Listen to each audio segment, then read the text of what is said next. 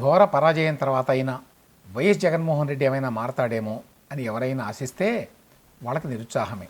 అంత పెద్ద ఓటమి తర్వాత కనీసం సాక్షి మీడియా అయినా ఏమైనా మారుతుందేమో అని చెప్పి ఎవరైనా అనుకుంటే వాళ్ళకి ఆశ నిపాతమే. దానికి లేటెస్ట్ ఎగ్జాంపుల్ ఏబి వెంకటేశ్వరరావు మీద ఇవాళ సాక్షిలో వచ్చిన కథనాలు. ఏబి వెంకటేశ్వరరావు గారు నిన్న కోనసీమ వెళ్ళి అక్కడ ఒక ప్రకటన చేశాడు. ఏమని? నేను రాజకీయాలకు వస్తున్నాను అని. ఆ వార్తని మిగతా పత్రికలు లోపల పేజీల్లో వేసినాయి. అంటే పెద్దగా ప్రాధాన్యత ఇవ్వలేదు. సాక్షి ఒకటి మాత్రమే ఫ్రంట్ పేజీలో వేసింది. వేయడం కూడా మామూలుగా కాదు. పాత కుట్రకు మళ్ళీ పదును అనే పెద్ద హెడ్లైన్ పెట్టి ఒక 3 కాలమ్ స్టోరీ వేశారు. పాత కుట్రకు మళ్ళీ పదును అంటే వాళ్ళ ఉద్దేశం ఏంటి?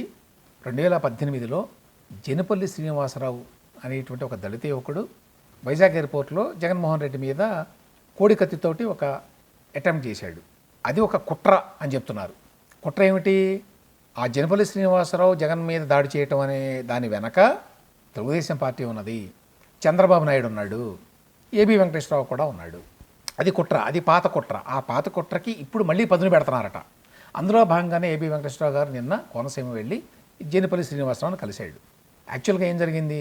ఆదివారం నాడు ఈయన జనపల్లి శ్రీనివాసరావు ఇంటికి వెళ్ళి, జనపల్లి శ్రీనివాసరావు అనే అతను యాక్చువల్గా విక్టిమ్ ఈ కేసులో, అతను ఒక అటెంప్ట్ కనుక చేస్తే ఈ పార్టీకి ఆ కేసులో తీర్పు రావాలి, తీర్పు వస్తే ఈ పార్టీకి అతను బయటపడేవాడు. కానీ జగన్మోహన్ రెడ్డి కావాలనే ఈ కేసును నానబెడతాడు. ఇది జగన్మోహన్ రెడ్డి మనస్తత్వాన్ని ప్రతిబింబిస్తుంది అనే మాట మాట్లాడాడు ఆయన. దాన్ని వీళ్ళు ఎట్లా ప్రొజెక్ట్ చేశారంటే, దీనికి ఏ రకమైన స్పిన్ ఇచ్చారంటే, పాత కుట్రకు మళ్ళీ పదును అన్నారు. స్వయంగా నిందితుడి ఇంటికి వెళ్ళి కలవడం ద్వారా నాడు వైఎస్ జగన్పై హత్యాయత్నానికి అసలు కుట్రదారులు ఎవరనే విషయాన్ని ఏబి చెప్పకనే చెప్పారని రాజకీయ పరిశీలకులు వ్యాఖ్యానిస్తున్నారు. చెప్పకనే ఏమని చెప్పారు? దీని వెనక అసలు కుట్రదారులు ఎవరో చెప్పారట. అసలు కుట్రదారులు ఎవరు?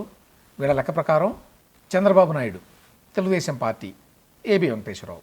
ఆ విషయాన్ని నిన్న జనపల్లి శ్రీనివాసరావుని కలవడం ద్వారా ఏబి వెంకటేశ్వరరావు చెప్పకనే చెప్పారట. అందరితో ఊరుకోలేదు. నాటి తరహాలోనే మళ్ళీ వైఎస్ఆర్సీపీ అధినేత మాజీ సీఎం వైఎస్ జగన్ లక్ష్యంగా కొత్త కుట్రలు పన్నుతున్నారని చర్చ జరుగుతోంది అని చెప్పి అన్నారు. అంటే మళ్ళీ ఆయన మీద హత్యాయత్నం చేద్దామని కుట్రలు చేస్తున్నారట. సో దీన్ని బట్టి జగన్మోహన్ రెడ్డి గారి వైఖరిలో ఎటువంటి మార్పు లేదు. గతంలో ఏ విధంగానైతే జగన్మోహన్ రెడ్డి సాక్షి మీడియా ప్రతి విషయాన్ని మసిబూసి మారేడుగా చేసి జనాన్ని తప్పుదోవ పట్టించాలని ప్రయత్నం చేసిందో అదేవిధంగా ఇప్పటికీ చేస్తున్నారు. వాటి మీద ఇప్పటికీ జగన్మోహన్ రెడ్డికి సాక్షి మీడియాకి నమ్మకం ఉంది. ఫేక్ ప్రచారాల ద్వారా జనాన్ని ఇన్ఫ్లుయెన్స్ చేయొచ్చు, ఫేక్ కథనాల ద్వారా సింపతిని పొందొచ్చు అని అనుకుంటున్నారన్నమాట. సాక్షి పత్రికలోనేమో ఈ కథనం రాశారు. సాక్షి టీవీ ఛానల్లో ఒక స్టోరీ వేశారు. అందులో ఏమనుంది? AB Venkateswara Rao secret meet with Janapalli Srinivas అట. ఫోటోలతో సహా అన్ని పత్రికల్లో ఆ వార్త వస్తే secret meet with Janapalli Srinivas ఏమిటి అంటే, కళ్ళ ముందు కనిపించేటువంటి వాస్తవాలను కూడా ఎట్లా వక్రీకరిస్తారనడానికి ఇది బెస్ట్ ఎగ్జాంపుల్. అసలు ఏమాత్రం సిగ్గుపడకుండా ఒక అబద్ధాన్ని అట్లా వదిలేసి నమ్ముతారులే నమ్మినంతమంది అని పబ్లిక్గా కలిశాడు. కలవడం కాదు, బయటకు వచ్చి ఆయనే ప్రెస్ మీట్ పెట్టాడు యాక్చువల్గా.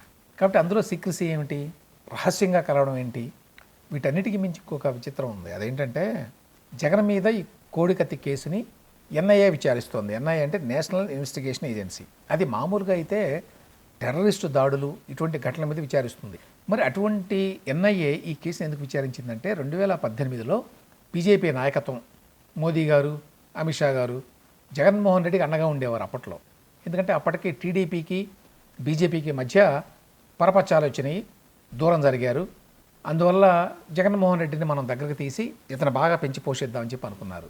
ఆ నేపథ్యంలో ఇదేదో అంతర్జాతీయ కుట్ర దీని వెనక ఉన్నట్టుగా ఉద్దేశపూర్వకంగా ఇది ఎయిర్పోర్ట్లో జరిగింది కాబట్టి ఇది కేంద్రం విచారించాలి అని చెప్పి నేషనల్ ఇన్వెస్టిగేషన్ ఏజెన్సీకి అప్పచెప్పారు.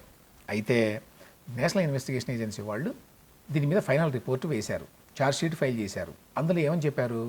ఇందులో ఎటువంటి కుట్ర లేదు అని సుస్పష్టంగా ఆ ఛార్జ్షీట్లో రాశారు. కుర్రవాడు వాస్తవానికి వైఎస్ జగన్మోహన్ రెడ్డి అభిమానే, అంతేకాదు అప్పట్లో అధికారంలో ఉన్న తెలుగుదేశం పార్టీతో ఈ అబ్బాయికి ఎటువంటి సంబంధాలు లేవు అని కూడా ఆ ఛార్జ్షీట్లో ఉంది. సాక్షిలోనేమో ఇవాల్టికి 2025 ఏప్రిల్లో కూడా దీని వెనక కుట్ర ఉంది, దీని వెనక తెలుగుదేశం పార్టీ ఉంది, చంద్రబాబు నాయుడు ఉన్నాడు అని నిస్సిగ్గుగా రాస్తున్నారు. ఏంటి? ఎన్ఐఏ వాళ్ళు ఛార్జ్షీట్ ఫైల్ చేసి అందులో ఈ ఘటనలో ఎటువంటి కుట్ర లేదు అని చెప్పి విస్పష్టంగా ప్రకటించిన తర్వాత ఎన్ఐఏ అట్లా ప్రకటిస్తే జగన్మోహన్ రెడ్డికి నచ్చలా ఏమాత్రం. నచ్చక అతను కోర్టులో ఏమని పిటిషన్ వేశాడో తెలుసా? అబ్బబ్బే ఎన్ఐఏ సరిగ్గా ఇన్వెస్టిగేషన్ చేయలేదు, దీని వెనక పెద్ద కుట్ర ఉంది, కాబట్టి ముందుగా ఆ కుట్ర కోణాన్ని ఛేదించాలి అని చెప్పి వేశాడు. ఎన్ఐఏ వాళ్ళు మళ్ళీ దానికి కౌంటర్ వేశారు. ఏమని? లేని కుట్ర కోణాన్ని మేము ఎక్కడ ఛేదిస్తాం, ఇందులో కుట్ర లేదు అనేది మా విచారణలో మా దర్యాప్తులో తేలింది, కాబట్టి ఈ నేసిన కౌంటర్ని కొట్టేయండి అన్నారు. యాక్చువల్గా ఆ కేసులో ఇప్పుడు మిగిలింది ఏంటంటే జగన్మోహన్ రెడ్డి వచ్చి సాక్ష్యం ఇవ్వాలి. ఆయన రావడం వల్ల మరి జడ్జి గారు ఎందుకు ఆయన్ని రాకపోతే నాన్ బెయిలబుల్ వారెంట్ ఇవ్వడం లేదో మనకు తెలియదు. ఒక్కసారి ఆయన వచ్చి సాక్ష్యం కనుక ఇస్తే ఈ కేసులో తీర్పు వచ్చేస్తుంది. అదొక ఎత్తు అయితే ఇప్పుడు జనపల్లి శ్రీనివాసరావుని ఏబీవీ రావు కలిశాడు అనే అంశాన్ని తీసుకొని దాన్ని మళ్ళీ ట్విస్ట్ చేసి, ఇదిగో చూసారా ఇందులో కుట్ర ఉంది, అందుకని ఏబీవీ రావు మళ్ళీ జనపల్లి శ్రీనివాసరావుని కలిశాడు అట. దీనికి అర్థం ఏంటంటే వైఎస్ జగన్ కానీ, వైఎస్ఆర్సీపీ పార్టీ కానీ, సాక్షి మీడియా కానీ అప్పటికి ఇప్పటికీ ఏమాత్రం మారలేదు, వాళ్ళు మారేటువంటి అవకాశం ఇక కనిపించడం లేదు అని.